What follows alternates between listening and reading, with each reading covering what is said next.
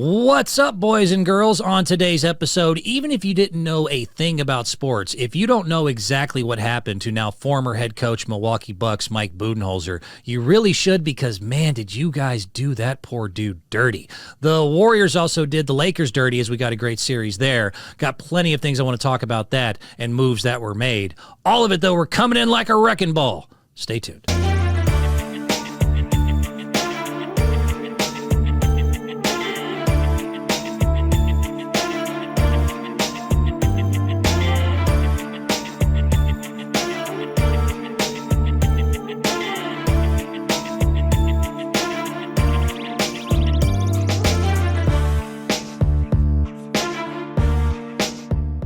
What's up, everybody? Tricky Guy Sports Podcast. It's your host, Brent Bilski, a.k.a. Double B. What is going on today? NBA playoffs continue. Got some thoughts on Warriors, Lakers again, moving up to games 1-1 in a tie now. But I also have some of the funniest videos of the week. I'm just going to kick right in, though, to something that I think is a not discussed enough story. And it's coming out of the Milwaukee Bucks. I understand you had your reasons, but to fire a man the same week after his brother died. Whew, yay. Sometimes life is a little bit bigger than sports, and sometimes sports stories get kind of pushed under the rug. Firing a man after he had a family tragedy, a week after he had a family tragedy. How the hell you gonna get fired on your day off? Ooh, yeah. Stay classy, Milwaukee. Stay classy, San Diego. I mean, that's certainly a way to go.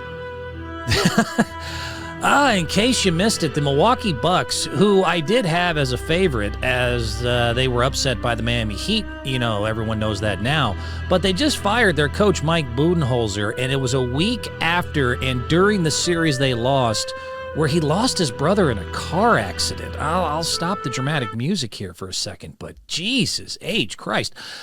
Certainly a way to go. Certainly a way to go. I mean, that is something, there was a lot of things, too, that happened. Giannis was hurt. They ran into Miami, who wasn't really an 8th seed. And there's a lot of things to go there. And in today's age of all the mental health and everything else, Explain that to me. Explain it to me, God. Explain it to me, God. I want it explained to me now, Jesus. I'll just go ahead and let you know this is the story. I really think, and I will get into, like I said, playoffs and some funny stuff here. But, I mean, to fire this guy after what happened and all the success he's had, by the way, I didn't even mention that. They've been successful. And I read. So I just saw this story today. Bucks fire head coach Mike Budenholzer after an early exit. And, this was a guy. Now, it's also interesting to note, too, he just won them an NBA championship in 2021. Well, Giannis won them the championship. But their head coach there was a part of it, has been very successful. He is now 3 of the last 4 NBA champions. There's the last 4 NBA champions, the Golden State Warriors, the Milwaukee Bucks, LA Lakers, Toronto Raptors. The only one still standing in just the last 4 years for head coaches is Steve Kerr now. What does that do? Does that blow your mind? Nick Nurse, champion for the Raptors, champion coach for the Raptors, was fired 2019. Or it was champion 2019. He was let go. Frank Vogel for the Lakers, they won the bubble title in 2020. He's been let go. And Steve Kerr still has his job from last year. But now Mike Budenholzer joins the club of people who just gave you success, and you just said, go ahead and take a hike. You're fired. Whew, that is certainly a way to do it. And so he had 2 years left on his deal, so that's good to know. And I'm glad to hear that he's still going to get $16 million unless you were fired for some crazy cause or something. Guaranteed contracts work for coaches the same way they work for players. So it's not like he's not going to fall into a golden parachute here. Money. But I don't know anyone else. I don't know how. I mean, just try to imagine. I know it's hard because of the money they make, as I'm just kind of having some fun with that. But also just think about the idea of anyone else in your life that if you went through a personal tragedy and you've had a ton of success in your job, that because of one tough week, it's all just taken away from you. That's, ooh, yeah. I don't get it. I don't get it. I don't get it. So the Bucks this year won 58 games. They were the number 1 overall seed. And yes, I'll even say I had them as well as my favorite to win the NBA title this year. They were that good and that dominant. They were a 58-win, number 1 in the entire NBA seed, Eastern and Western Conference. And unfortunately, Giannis got hurt, and they ended up losing. The only 6th time ever a first seed has lost to an 8th seed to their rival Miami Heat. So even I had them obviously going past the first round. The price is wrong, bitch. I'll be the first one to admit I got that wrong, but he's just the 4th coach in the past 50 seasons to lead his team to the best record in the NBA and not be asked back. The only ones are Mike Brown in Cleveland, Phil Jackson and the 98 Bulls, and that was Jerry Krause, and we all know the Last Dance story of all that. And then Pat Riley back with the Lakers when they were having some issues as far as, if you know the history there, Magic, Riley, they thought there might need to be a change, yada, yada, yada. Turned out to be a bad decision, by the way. But only one of 4 coaches to have, in the past 50 freaking years, to lead their team to a best record, not to mention just won them a title a couple years ago. And he's only one of 4 they decided to kick out. What does that do? Does that blow your mind? And it happens to be at the same time, again, a week after his brother was killed in a car accident. I'm going to keep repeating that part because that to me is the story. That to me is the story right there. That is a level of ruthlessness, of just heartless. What have you done for me lately? And yes, you know, Jimmy Butler, who was going bananas in that series, averaged 37 and 0.6 when the Miami Heat were the one of 6 teams ever to upset a number 1 seed. Not to me a true number 1 or number 8 seed. Because let's face it, if that was Atlanta or one of the other Chicago Bulls, they probably would have been fine even with Giannis hurt. And that's the other thing I have to keep reiterating. Giannis Antetokounmpo was not healthy. He was not healthy. If you watched any of those games after the first one, when he bruised his tailbone, was out for game 2, which they won, by the way, without Giannis Antetokounmpo. He comes back for, I want to say, 3 and 4 and continued, but you could see from then on his bruised, very, very bruised tailbone. He was not the way that he was supposed to be. He was probably 75% at best. I mean, you lose Giannis on the Milwaukee, that's worse than the Warriors losing Steph Curry. That's worse than even the Grizzlies who lost Ja Morant. There's a lot of other teams that got bit by the injury bug, and I don't see people, just completely going after the coach. And, so, Giannis even said, and there was a lot of complaints about his lack of adjustments and some other things that happened. Giannis even after it said, basically, I wish I could have guarded Jimmy more. Maybe he doesn't get that 37.6 a game, and we end up beating them even with the injuries and the issues that we were having. By the way, he also went as a total for the Milwaukee Bucks, 271 and 120 total win record, and that was the best record in the entire league across that span. He finished with the best record in 3 separate seasons starting from 2019 to now. So like in the last 4 or 5 years, he's had the best record in the entire league 3 seasons out of like 4 or 5. He also has the best overall record the last 5 years. He also gave them their first NBA title or helped coach them to their first NBA title in 50 damn years. And now he's one of 4 coaches to be exited early. And oh, by the way, a week after he found out he had a family tragedy. And it's gone. Whee! That's a lot, man. That's a lot. It's a lot to take in. And I don't mean to keep repeating something because Mike Budenholzer, by the way, did not discuss it. Even after it was after Game 4 is when he discovered that Mike's the youngest of 7, and one of his 3 brothers, we don't know which one or even too many of the details yet. But all that's kind of irrelevant to the point of it was Game 4 and on, and that was also just happened to coincide with when things, questionable calls, not calling timeouts, not making certain decisions. Maybe, he is a human frickin' being. Maybe his mind. So, the only reason we even know this is because Lakers coach Darvin Ham was on a press conference and discussed it. He actually was the one to come out and tell people what happened because he's been an assistant in Milwaukee before he was a Lakers coach with Coach Budenholzer for about 4 years. And he went out and was the one who tell us basically what went down. So I have that here somewhere. Where is Ham? Here it is. Here's Coach Ham. He's the only reason we even knew about this. Also, it's going through a lot on a personal level. He just lost a brother. So my apologies for everybody. I wasn't supposed to let anybody know that he and I have been texting. I love those guys. They're part of my basketball family on a personal level. Those guys are great to me. Giannis being one at the top of that list. All right, the audio quality's not that great, and I apologize. That's the only video I could find because we're not really. I think the media's trying to be sensitive to what Budenholzer, apparently not discussing it at all, not bringing it up in any way, shape, or form. Probably wants this kept private, and maybe I'm being a little irresponsible. But at the same time, I think it needs to be reiterated. Can anyone else in the world imagine having, let's say you've been promoted, you've been awarded one of the best, you've been doing all sorts of wonderful things in your job, something for a company who for 50 years never saw the success you brought, and you went through a family tragedy and maybe didn't have your best week, and then suddenly you get canned? You're fired. The lack of human empathy by some people here, because they're saying, the decision-making, this and that, and I get that to a point. I get it to a point. But it's also ironic, too. Just their best player, who was hurt during the series, which is pretty impactful when you consider he is an MVP candidate every single year and is basically the, entire just cog to the entire wheel there. Just recently, everyone's been praising, and Ham even did it in that press conference there. Everyone's been praising Giannis Antetokounmpo for this speech he gave, which I thought was a great speech. I actually played it on a previous podcast just yesterday, but I think it bears repeating here. Some of the reporters, one of the ones he knows, asked him, because they were upset as a number one, do you consider this year a failure? And his own best player gave this just beautiful and passionate speech about not every year is the same. And I'll just play it real quick for you. Do you view this season as a failure? Oh, my God.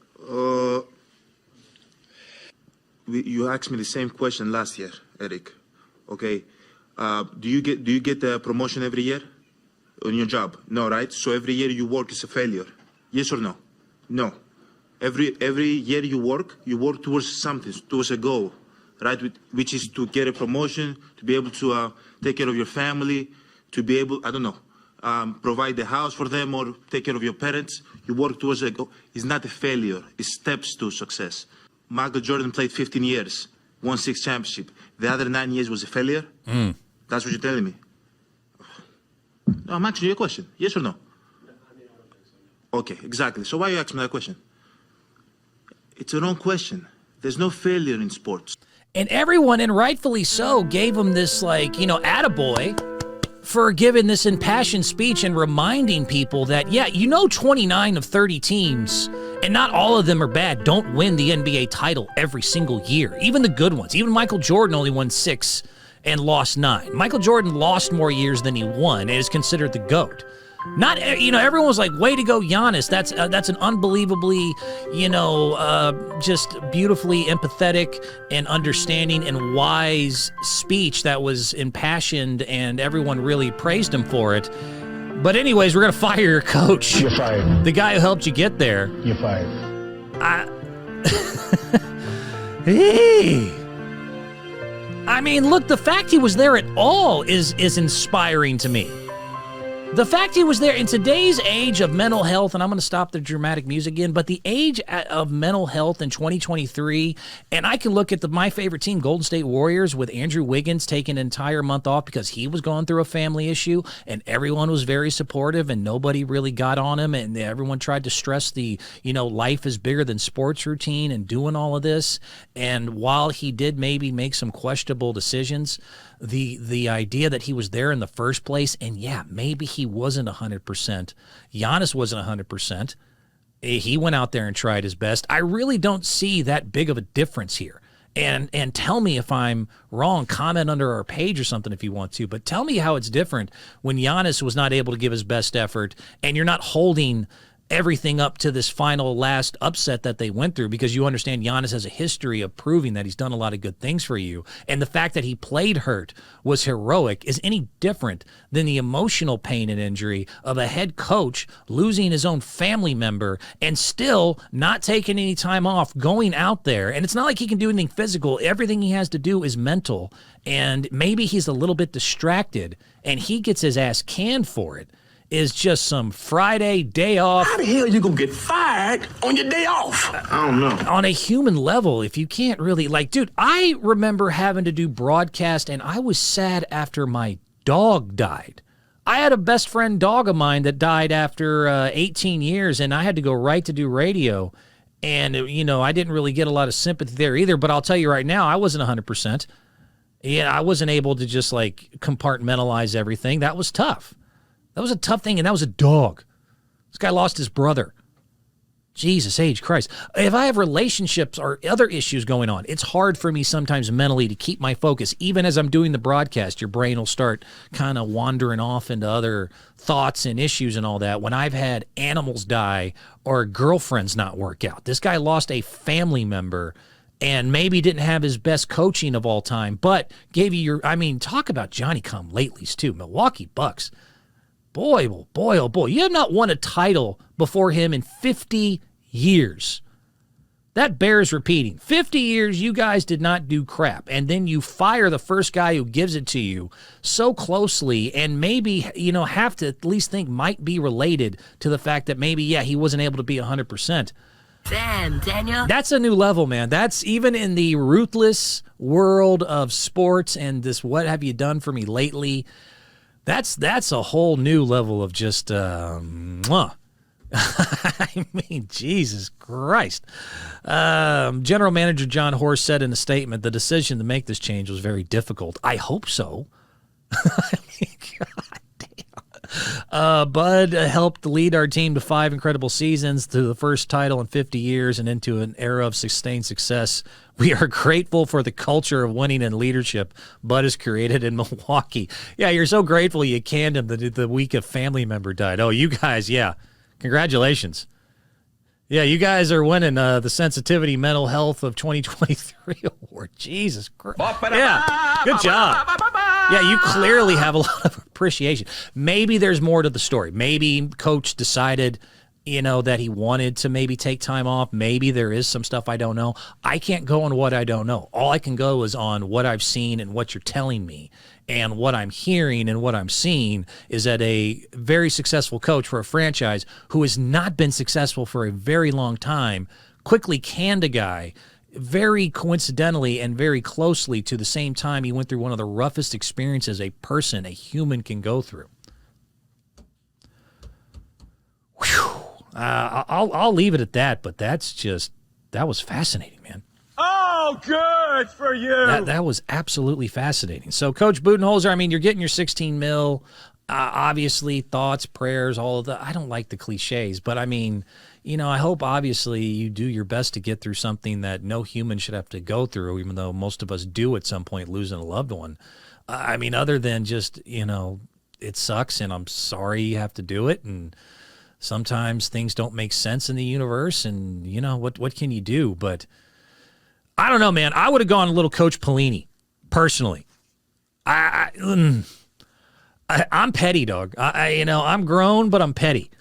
I don't know if I would have let this just go past me. I'm a grown-ass man, dog. There was a couple situations. This is audio here, not video, so people listening, you can just go ahead and enjoy this. Do y'all remember when Bo Pelini got fired from Nebraska back in 2011 and he thought unfairly? I'm not saying Mike should have done this, but I wouldn't have been upset if they asked him at a press conference, hey, how do you feel about all this? Back in 2011, Coach Bo Pelini was fired, I believe, from Nebraska, and they asked him about it, and he just, you know, I could see myself doing something like this. It wasn't a surprise to me. You know, I didn't really have any relationship with the AD. The guy, I mean, you guys saw him yesterday. The guy's a total I mean, he is. I mean, he's a total And he goes, well, I disagree that I haven't supported you. And I said, hey, bud, you can't support somebody underneath a fucking rock. I said, they said, to do your job at this level in a place like this, I said, you got to be a grown man to lead something. I said, you can't lead anything underneath a rock. You know, I'm all about it. I like that idea, and I will support it. Especially when I've had situations where I've deserved to be fired or I've deserved to have to move on, and there's others where I haven't. And I've even told young people this, you know, this idea that people give you, and this is horrible, horrible advice, but I'm telling you in some ways it's good. I like that idea, and I will support it. Do not blame me and do not listen to a word I'm about to say, but also listen to every word I'm about to say. I have not regretted. There's only been a couple times where after I felt I did not deserve it or there were circumstances and other things that seemed a little bit unfair to me. There was twice I let loose of a lot of frustration, and trust me, it was years of frustration. I was just like, and just every day of just Frustrating. It's frustrating. It's frustrating. Only twice did I let loose and let them know, and I'll tell you what, I've never had to see them again. I've never had to worry about them again, and my life has been just fine. I have been just fine. I am not telling you to do that. If you go through a situation where you get let go, because maybe you will need their recommendations or the letters. I didn't.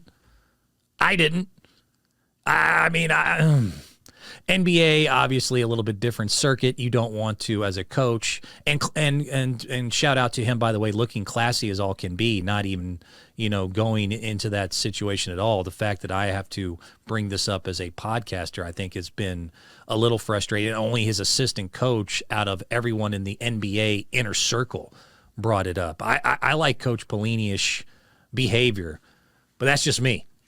That's just me. I'm a little bit petty. Look at me, son. It's not your fault. It's not my fault. I might let you know, and I might not regret ever doing it. At least so far, I haven't had to. So, yeah. Or, you know, the other one, since I was, this was fun for me because I was going through. The other thing I would have liked to have seen maybe is him go a little Coach Mechanic. No one remembers this story either. This is from a while ago. So, I mean, the NBA coaches are so hamstrung today. You see it with Kerr. You see it, other than Popovich. I see very rarely an NBA coach in the year of 2023 of superstars run the league and you're really the first expendable one versus them and all of that. The idea that you can really lace into your players. I mean, in the end, the Milwaukee Bucks, you know, did win a game without Giannis in that series when they lost to Miami Heat. They did have other players, and not everyone really lived up to their expectations either. Besides Giannis being hurt, maybe Coach Budenholzer's mental capacity or ability to think out and concentrate and focus on one thing wasn't 100%. And I'm sure he didn't go Coach Mechanic, but maybe he should have. You know, maybe he should have. No one remembers this. This is a Division III coach, and kind of similar. It was a golf coach, and he had a lot of success too. He was a very successful coach for this Division III golf team he was on, and I guess he had a history of maybe not being the nicest guy in the world, and someone finally recorded it. I'm not saying you should have, but maybe. Did you lead us? Who was low between you and Mo?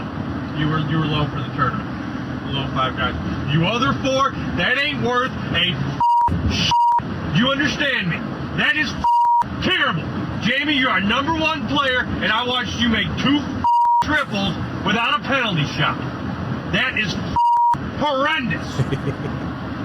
Horrendous that nobody can shoot par on that golf course. That is the most embarrassed I've ever been in my life, having to walk around that scoreboard and look at those other coaches. 11 teams beat us this week. 11 teams. God, 3 years ago we won that tournament. Every one of you was recruited here to do a job and to perform, and you put the time in and you can't perform. We work double what any other team out there works. Double. And we don't get out of it.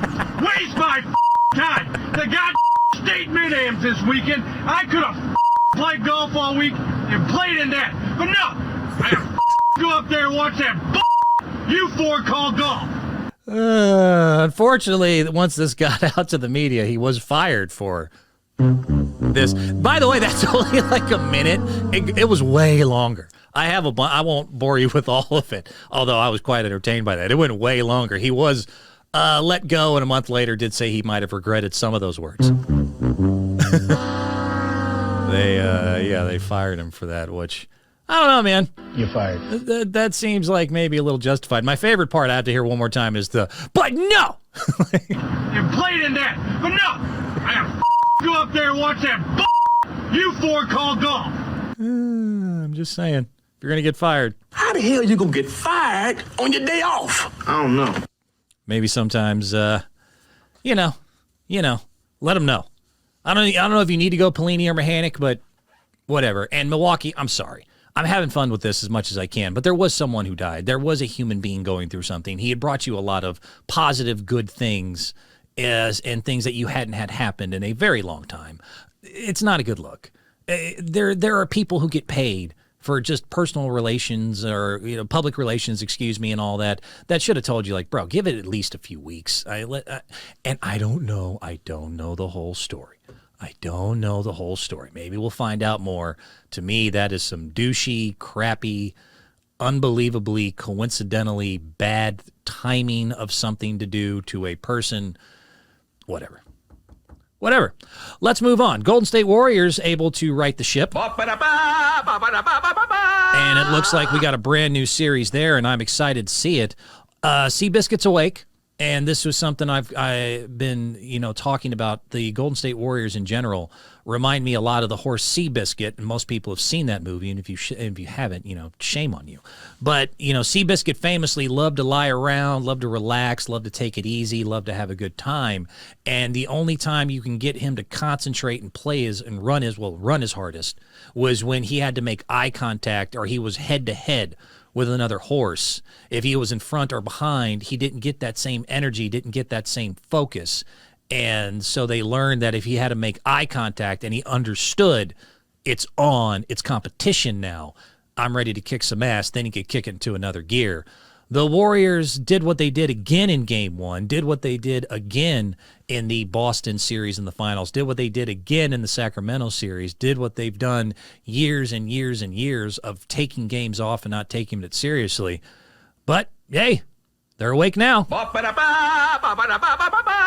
the absolute snot out of the LA Lakers in Game 2, a la what Boston did. And Boston Celtics are very similar as well, a team that seems to have a hard time being able to keep it on and keep it focused. But they looked amazing. Everyone, including Klay Thompson, was going absolutely berserk, in case you missed it. Thompson fakes, fires, puts it in. Yep. Klay was out there playing great. That was his 6th game in the playoffs now with 8 threes or more in a game. That is the NBA best of all time. Steph Curry was going nuts as well, actually with assist, but was able to hit some pretty impressive shots and was able to get to the hole too. And this was another thing I was complaining because everyone wanted to blame Jordan Poole. I was saying too, Curry needed to be more aggressive from the jump, and he was. I mean, yes, Vanderbilt was guarding you, and yes, he's taller and a better defender than some other guys you faced, but you're Steph effing Curry. You know what I mean? You're not just anyone out there. You're one of the best players to ever do it. Steph Curry. Forget Steph Curry. Vanderbilt took him to the hole, was able to get some more. They were doing high pick-and-roll isolations, but he also just decided, you know what? I don't care if you're bigger or taller. I'm going to take you to the wood shop like I should be doing. Curry comes back to get it.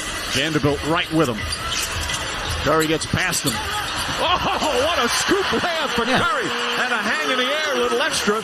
Watch that again, because that's a shining example of if Curry's focused and wants to score on you, I don't really care who you are. I don't care how tall you are. He has a weapon for everything. Vanderbilt jumps for the fake because you have to on the three-point shot. Had to at least rise up for the pump fake. And Curry's not just a shooter. He can go around you. Curry comes back to get it. Vanderbilt right with him. Curry gets past him. Oh, what a scoop layup for Curry. And a hang in the air, a little extra. Ate his lunch a little bit there. He also hit a very nice 4-point play. The pick and roll was very big. So that was a big adjustment. A lot of people wanted to discuss how they went small. They really didn't because JaMychal Green is bigger than their small lineups. whatever. Basically, though, what they were doing a lot with Anthony Davis, because he is bigger and he is stronger, but he does have an issue with high minutes and health and maybe not being 100% focused himself. He's got some Seabiscuit tendencies. They decided, all right, we're going to put your big ass in the pick and roll with our best shooters and any other big that comes out there and see if we can't get them against Steph or against Clay and do what we should be doing, which is putting three-point shots right in their eyeballs. So I'll show you the Clay one first here. Where do I have it? Yeah, so watch this. Such a critical player for these Warriors. So Clay gets it. Draymond sets a nice screen. With a personal family matter. Last 25 games is Thompson hits a three. Boom. I mean, you could try to blitz them, but they did a better job of having Draymond or a pick setter who can create off that pick and roll and just went to the pick and roll. The Golden State Warriors are one of the most frustrating teams with that. They hate running, especially Coach Kerr does not like the pick and roll. He likes his motion pass, run around, screen stuff. And finally, after some game film and after a loss that they shouldn't have had in game one, decided, hey, you know, maybe this pick and roll thing isn't as bad as, you know, there's probably a reason almost every team runs it way more than we do, because it's actually a good play. Oh, I'm a genius. Real man of genius. I mean, congratulations for doing something that you probably should do more anyways, but it worked. You saw there, Davis. I'll show you one more time. Look, Davis gets off on the screen. Player for these Warriors. Put him in at the end of the season with a personal family matter. Yeah. Last 25 games is Thompson hits a three. There you go.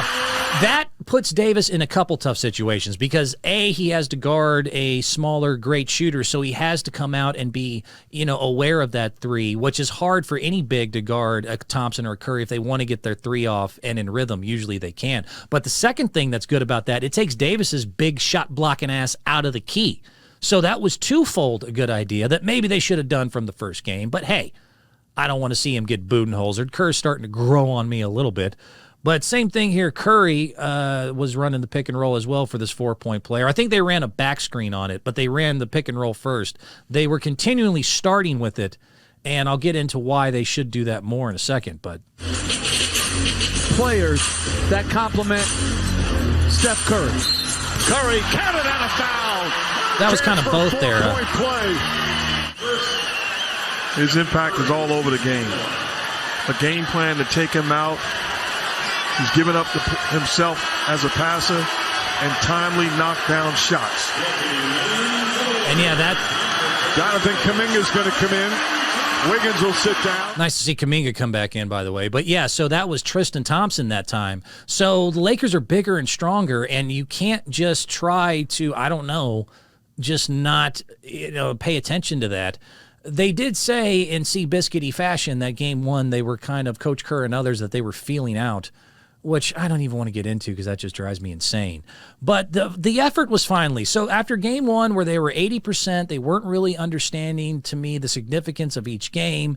Even though I know they have titles and everything else, I do think this playing with fire eventually will get them.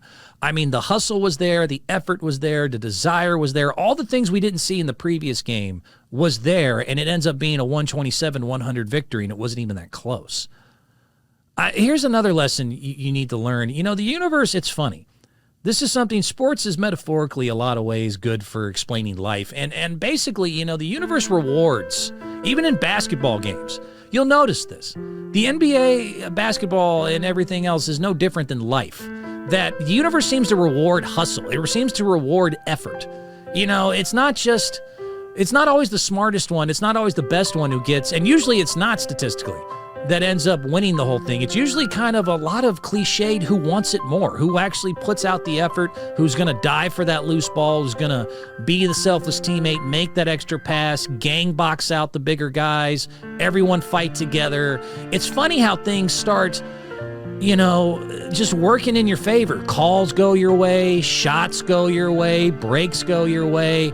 None of that was more indicative than the most amazing shot of the night was Steph Curry hit this just goofy-ass three with, I think it was LeBron and Davis both closing in on them with like 2 seconds left on the shot clock. But the thing that led to it is really what I'm talking about here. Dante DiVincenzo made this incredible dive, and this was everything they weren't doing. This is everything that they weren't doing game one because they were in their Seabiscuit mode versus 100% mode. This is the stuff I'm talking about. This play kind of encapsulates everything I'm saying. Moody fakes. threw it away. Oh, DiVincenzo dives on it and comes up with it to Wiggins. Back to Curry. Curry fires away a three. It's good!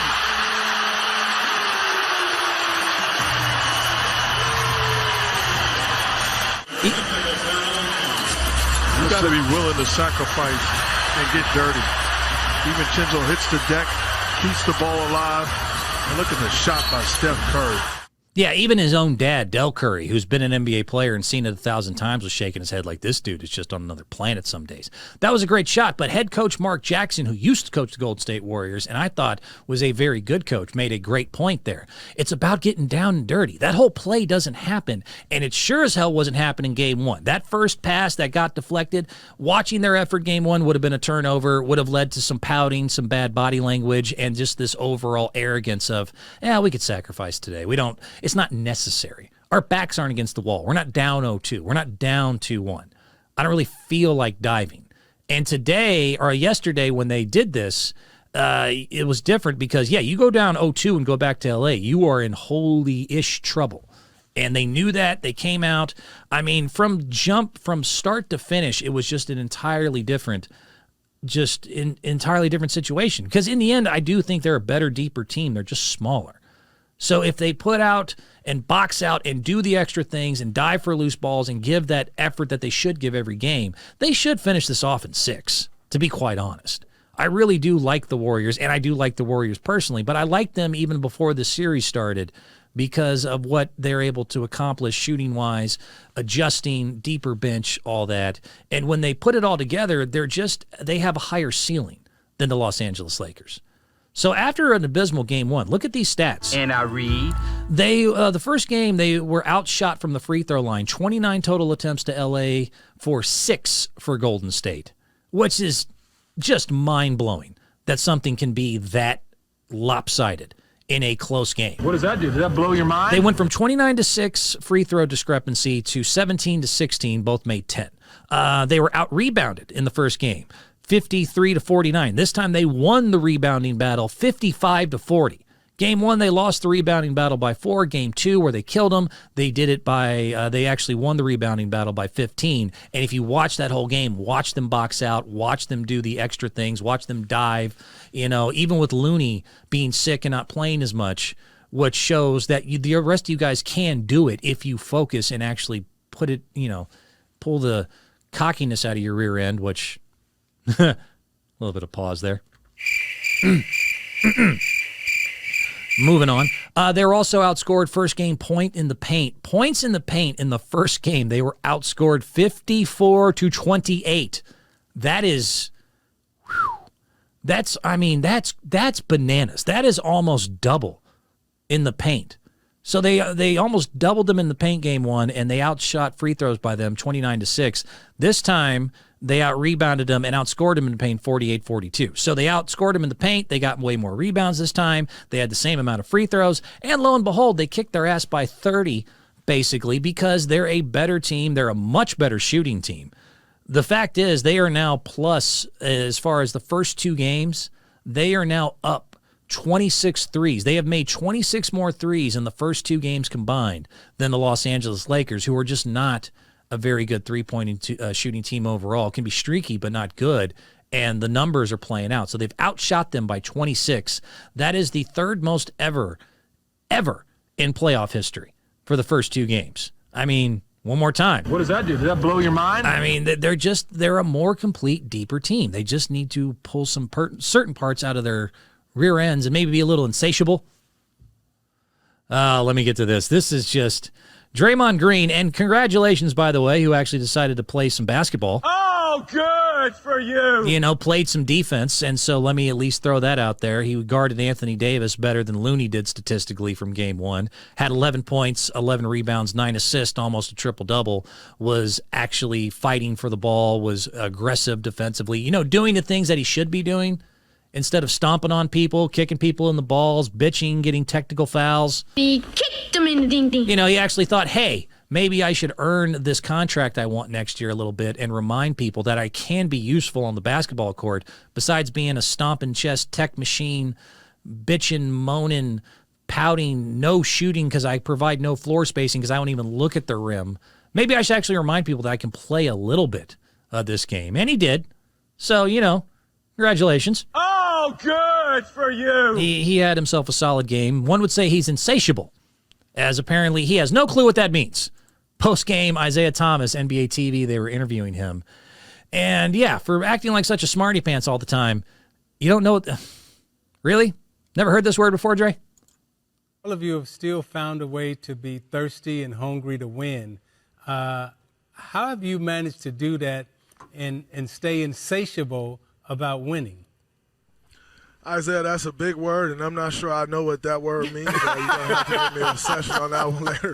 But I think for me, man, I've had the honor of 11 years playing with two of the most competitive guys, and I know I get a lot of credit for that. But Klay Thompson and Steph Curry are two of the biggest competitors that I've ever been around. Yeah, so he's doing his speech about that too. But apparently, insatiable's never heard the word before. Never even heard it. I have more of it. It continues. Draymond, he's funny. He's a funny guy. There's a reason they put up with all of his nonsense when he's deciding to do everything but play the actual game. They continue. Here we go. Oh, come on. Double clicky. It's special to go to work every day, and we know we have a lot more left in the tank, and we want to continue to try to hang banners in here. Well, not knowing what the word means, you answered the question. It just means never satisfied. That Michigan State education, baby. Oh, wow, that's dirty, Sam. That's dirty. You're never satisfied, but... You should have went to Mercer, Draymond. That is crazy, man. Even if I went there, I wasn't taking some language class or something, man. Don't worry, Draymond. Don't worry. Yeah, you have a 4-year degree from college. You never heard insatiable before? I mean, I ain't got a good brain. I talkie on the talk box here for a living, so maybe but I mean, insatiable? It's not exactly verisimilitude. You know what I mean? It's not an onomatopoeia, whatever. Even that word I struggle with a little bit to say, maybe spell, but I know what it means. Never heard of insatiable before? Nope, nothing. No clue. How dare you insult my education? One more. Thanks so much, Draymond. We appreciate it. Congrats on the win. For your time, man. Insatiable. We appreciate you. Yeah. I appreciate y'all. Thank you. Guys, we learned from him. I learned something with He's learning from us. I learned from him. Look, I done Look at learned. you, walking in dictionary. Why is it, guys? It's insane. It's not like, I mean, Jesus Christ. It wasn't that. I'll move on. Back to the game a little bit. I do want to mention, yes, I did like the inclusion of Dante DiVincenzo. And, yeah, that play, was so indicative of what Dante does. He was losing too many minutes to Moody, who played well. Peyton actually had less minutes. But, and this was an interesting thing. Who only played 16 minutes? And I'm sorry, even as good as he can be, if we have to lose the Dantes and Paytons and Moody's and their effort and their defense and their also ability to score, Jordan Poole, if you have to play only 16 minutes, you already got your money, dog. You are so hit or miss. He only played 16 and really wasn't much of a factor. I don't hate you, and I actually defended you for taking the other shot. And when you're hot, and that's great. But when you're not, and there's been a lot of games this year where you haven't, you're inconsistent, out of control, constantly over forcing things. I think maybe the contract he got this year may have something to do with that. But there's been time and time again where I have screamed, along with someone else who watches the game with me every time, Jordan Poole, slow down. And sure enough, blah, blah, blah, blah, just goes bananas. There we go again. Only had 16 points and doesn't do a lot of things at all defensively. Matter of fact, even I, who focus more on the offensive analyzing of the ball than I do defensively, will notice he just will lose guys on backdoor cuts and all that because he's not in position. And to be honest, not really paying attention. He has really dumb fouls. Last night was able to get away with it, but fouled in the last 2 seconds of a quarter, gave them free throws. He's done that over and over again. When he's not hitting shots, he makes bad decisions. He's out of control a lot. He tries to force too many things and does not help you on the defensive end, where guys like Dante, Payton, and others do. it gets old watching him just over and over sometimes repeat the same Here we go again. things. And I don't see him do stuff. Again, this play was huge. This was still somewhat in the realm of vicinity of it could have gone the other direction when Dante, I want to show this one more time, this hustle and effort is contagious. Moody fakes and threw it away. Oh, DiVincenzo dives on it and comes up with it to Wiggins. Back to Curry. Curry fires away a three. It's good! So, yeah, everyone loves a three, and I loved it too, but that whole thing doesn't happen without Dante, and I guarantee if that was JP out there, it wouldn't. So, look, if you have to sacrifice your minutes, and Looney as well, who had to come off the bench for JaMychal Green as they did go small and get spacing, I haven't brought that up much because a lot of people brought that up. To me, that's kind of, everyone saw that. I'm trying to tell you some of the stuff that I don't think other people saw there. There's more to it than just the X's and O's. There really is in a lot of ways. You're the better team. You should play harder and play more focused and more energy, and you should be fine. Now, Game 3, they will get the comeback from Los Angeles. Even I will give LeBron James' look on his face after their loss was like, he's coming back. He's coming back home to L.A., and he looks actually pissed, which doesn't happen much, but when he has this look, it's not always great. Semifinal. How will LeBron James and the Lakers respond on Saturday night? Can't wait. Yeah, you know, he's got the little bit of a showdown, like, all right, kicked our ass. We're going to see. We're going to see how that goes down. Look at that. He's not in a good mood.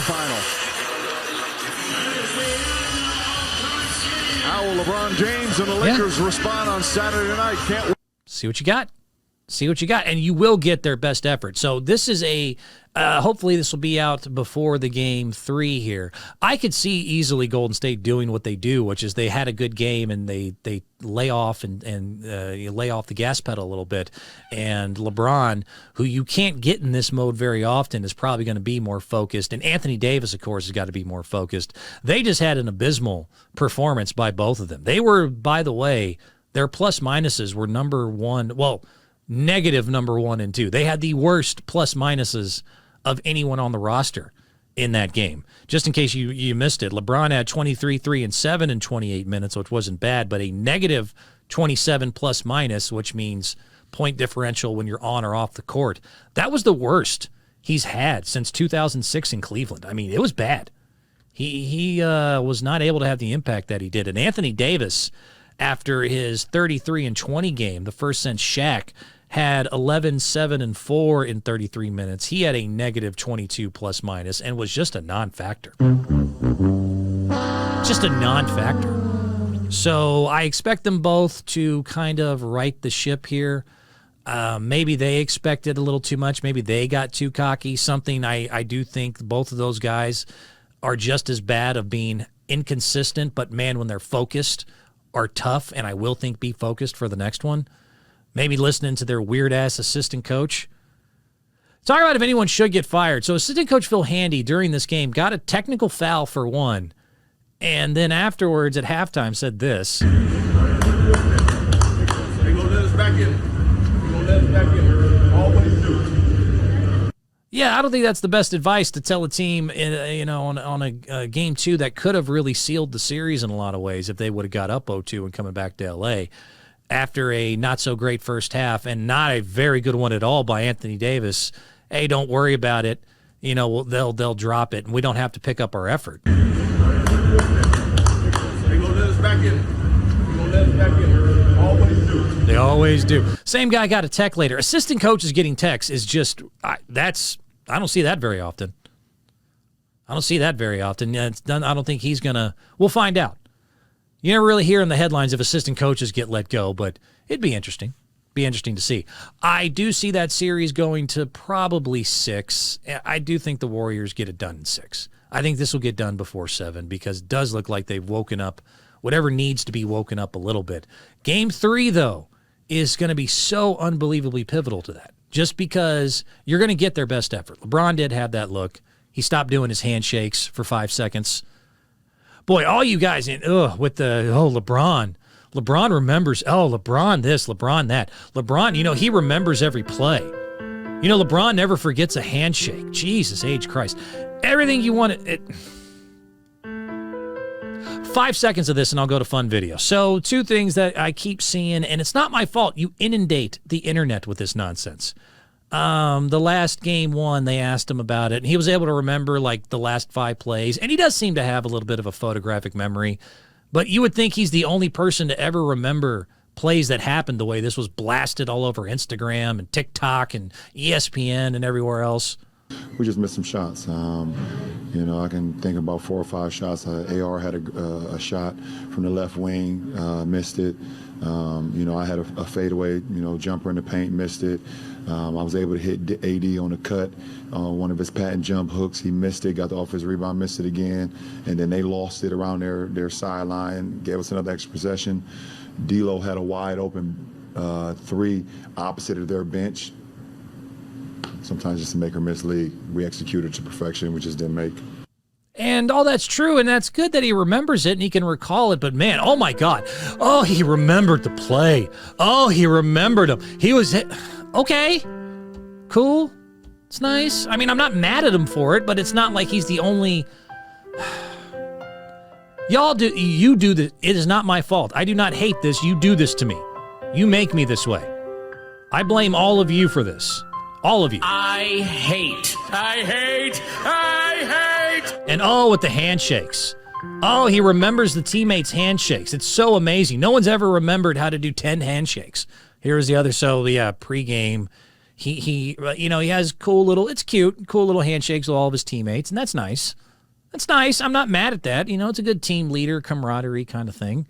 Yeah, I'm not upset by it, but the idea there, it's the same thing, internet comments. His memory is even as great as his talent. And how could he remember? How could any human being remember how to do like 10 to 12 different handshakes with teammates that he's only been with all year for 82 games plus now? Holy Lord. The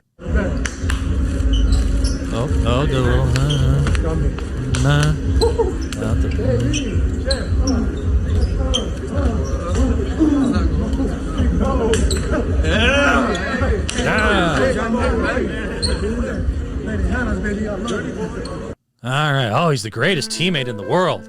Oh, he knew the handshakes. And how has anyone in the history of ever been able to remember? No, y'all kiss my ass. You guys bother me. It's too much. Cry me a river, you fat baby. You disgust me. It's too damn much with the LeBrons. Oh, he does this he dropped 40 on Dylan. No, he didn't. He had 20 points and 20 rebounds. That did not drop 40. Oh, his team won by 40. He dropped 40 again. No, he didn't. The Lakers dropped 40 on Dylan Brooks. He did not. You know what? I'm going to go to videos. I'm going to go to fun videos to end the show because I'm not going to end on a bad note. How about that? You seen it? You seen it? Don't look at me. Don't look at me, little puppet. Have you seen this? Have you read about this? Let's just do some fun sexual innuendo to call this thing and then call this week a night, huh? How about that? How about that? This was funny. I don't remember when this was, but the Chicago Cubs, shout out. Cubs win! Cubs win! This was interesting, and you do need to be on the YouTube if you want to go to our YouTube channel, Tricky Guy Sports, and YouTube search that. You'll be able to find all this. At the end, I always like to play just some videos for fun. They make me laugh and kind of cleanse my palate of all my bitching. But, yeah, so this was a while back. A news report got trolled by somebody in the department or something somewhere. See if you notice what's wrong with this Cubs. Well, part of him's a bear. Check this out. Fun now. We turn to mascots. The Chicago Cubs, they introduced their new mascot, their first ever mascot, Clark the Bear. Described as a young, friendly cub who can't wait to interact with the kids. Also worth noting, he doesn't wear any pants. I think that is a gag photo. If we can switch to the next one, he also... Is that a gag photo? Is that... Maybe is that a gag photo? He does not wear pants, and a lot of cartoon characters, you wonder about that, but, you know. The most well-endowed. He's a bear somewhere, man. He's a bear somewhere. That's a huge bitch. So that was funny. That made me laugh.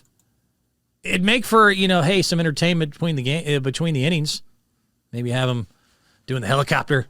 You know what I mean?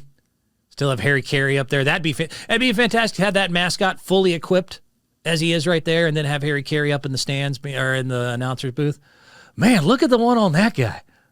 Boy, that bear, I'll tell you what, he can probably barely get his pants on. Come swim! If you know what I mean. Wonder if he drinks Budweiser. So that was fun. What else did I want to do here at the end to kind of have some fun here? We talked about Sauce Gardner yesterday and NFL. This was great. Stephon Diggs, who Buffalo Bills, big news recently. There is rumors that you might get DeAndre Hopkins out of Arizona Cardinals. That would be a huge get for the Buffalo Bills. I think D-Hop has still got plenty left in the tank, and if you can get him for the right price, Josh Allen, Lord knows, could only use another weapon. I even heard someone say, they got Dalton Kincaid in the draft. They got another pass catcher. He's not D-Hop. He's not DeAndre Hopkins. Let's relax with all that. Just because you have other good receivers, maybe you should leave him in. Family Feud, Stephon Diggs. Gotta love this. Check this out. Finish this phrase. Leave it what? In. Name something specific. Let some specific people put it. I got outfit in my Is this real? Oh my God.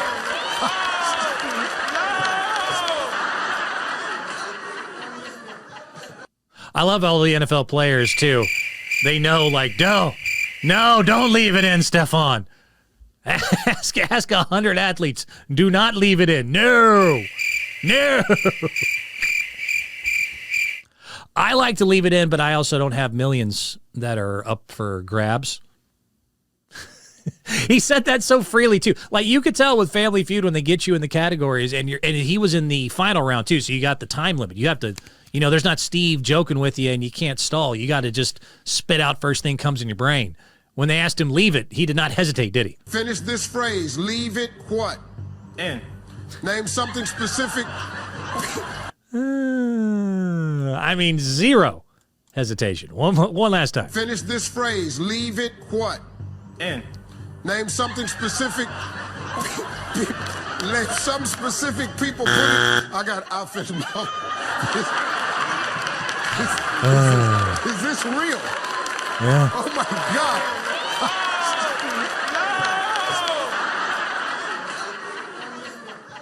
Maybe trade him with the Bears. Him and the new mascot can hang out. They'll leave it in plenty of places. Come swim! Look at Stephon and our new mascot just on the town together. I think they've knocked up half of Chi-Town at this point. Hi. What else was fun? Speaking of horrible innuendos, NBA TNT are always good for a laugh. Where do I have this one? Charles Barkley and Shaq are always entertaining. And since we're just on this juvenile, let's just finish it off here. Pun intended. They were talking, I want to say, about how the Sacramento Kings were starting to really give the Golden State Warriors a push.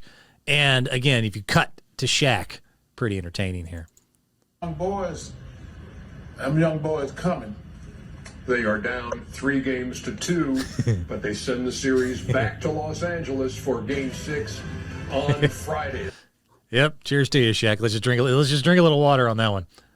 Let's just take a little sippy of the drinky. They're doing what exactly, Charles? Young boys coming. They are down 3-2, but they send the series back to Los Angeles for Game 6 on Friday. Oh, they're coming all right. Matter of fact, they should leave it in after they're done. Come swim! Young boys are good at that. I'll tell you what. Hi. My Harry Carey gets worse as the show goes on. Last one, just for fun, because why not? What else did I want to do? Free throws are always a peril in the playoffs. As we mentioned, Golden State outshot 29-6 the first game. Lakers famously in game 2. A lot of people didn't know this part. The Lakers, it was a complete reverse because the Warriors were staying in position, not reaching and using, they were fully locked into the game defensively, mentally, and physically. The first game, the Golden State Warriors did not get their first free throw until the last minute of the half. And in either irony or coincidence, the Los Angeles Lakers in their game 2 ass-kicking did not get their first free throw until the end of the first half. What does that do? Does that blow your mind? Free throws are important. And there's a lot of ways you can go and try to help as a fan. Someone did a compilation of the best of these. So free throw distracting is a long and treasured part of being an NBA fan if you're behind one of the baskets here. Someone did an homage to all the best ones, and I thought this was pretty entertaining. Let's end on this distraction, and then we'll call it a day here. Where do I have it? Now I have so many activities, so many videos here. I know I have it. Yep, here we go. Best free throw distractions of all time. Giving birth.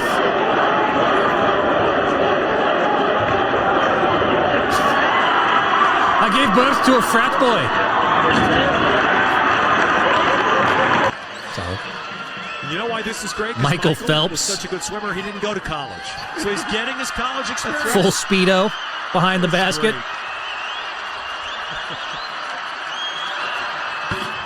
Two of them. That's unbelievable. Everyone remembers this one. Don't worry. DeMar's kid. This actually worked.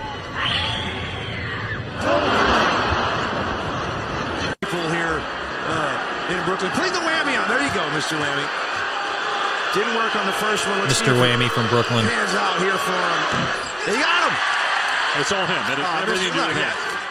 Ball on some of those under 17, under 16, under 17 teams. It's actually the USA basketball player. That's got to be my favorite, is the North Carolina Wrecking Ball guy. That fan deserves it. Mr. Whammy is by far, if I had to rank him, Mr. Whammy's way at the bottom.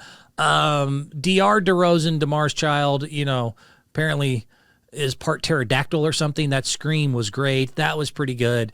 Michael Phelps I would put underneath, maybe at the bronze medal. Coincidentally, he was wearing medals in that Speedo as he gave the free throw distraction. That is cute. Arizona State with the curtains, bringing out Michael Phelps in a Speedo with his medals on. I would say the giving birth was solid, was a solid performance. I want to say Arizona State was up there pretending to give an entire childbirth to a smaller, probably freshman.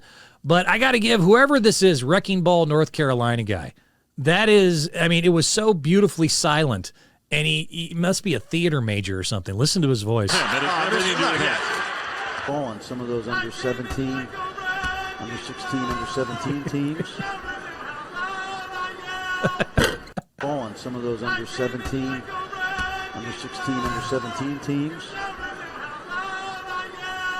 There's no way he didn't hear that. Ball on some of those under 17, under 16, under 17 teams. Actually, the USA basketball player. Good stuff. Good stuff. All right, as I probably wrecked the end of the show, I don't really give a damn because I am out of here. I got the weekend to enjoy myself. I hope you guys do too because I am gone, baby. Enjoy it. We'll come back. Plenty more to discuss. Hopefully, more coaches won't get fired because of some horrible reason. And, maybe the LeBron Golden State series will continue to get better. We'll find out. And I really do think the Game 3 will be interesting. But no matter what, all the facts, all the stats will come in like a wrecking ball and bust that bitch open. See you next time.